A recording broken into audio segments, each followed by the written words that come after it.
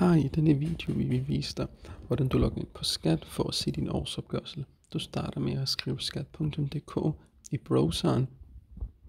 Den vil så føre dig over på Skats hjemmeside, hvor du så trykker på årsopgørelse, fortskudsopgørelse eller indkomst, hvor du så skal trykke på årsopgørelse igen, hvor du så trykker videre på årsopgørelse og går ned og trykker på se og ret din årsopgørelse.